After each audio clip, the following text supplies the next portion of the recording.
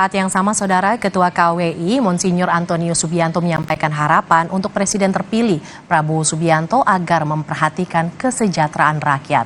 Sebelumnya, KWI juga mendengarkan visi dan misi ketiga capres saat melakukan kampanye. Ketiganya diterima oleh para uskup. Tidak baik-baik saja, saya hanya berkata banyak orang ya. Nanti Bapak Ibu yang menyimpulkan sendiri kan lebih tahu ya, apakah betul tidak baik-baik saja gitu ya.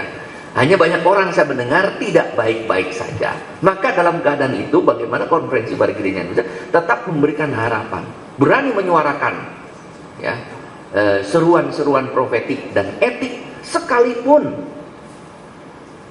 mendapat evaluasi dari beberapa orang yang kurang positif, termasuk yang sangat disayangkan dari warga Katolik sendiri.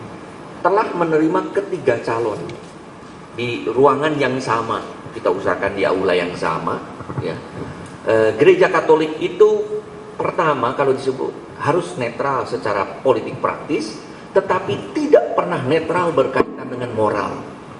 Jadi selalu memihak yang baik, yang benar, yang santun, yang kudus, itu yang kita bela. Dukung sekarang dan kita doakan Presiden dan Wakil Presiden terpilih. Dengan catatan tadi, tetap kita memberikan, menjaga agar mereka menjadi pimpinan negara yang sesuai dengan amanat konstitusi, cita-cita pendiri Negara Kesatuan Republik Indonesia dan harapan rakyat banyak. Informasi tadi sekaligus mengakhiri jumpa kita. Saya Gita Markesri. Saya Mercy Tirayo. Terima kasih. Sampai jumpa.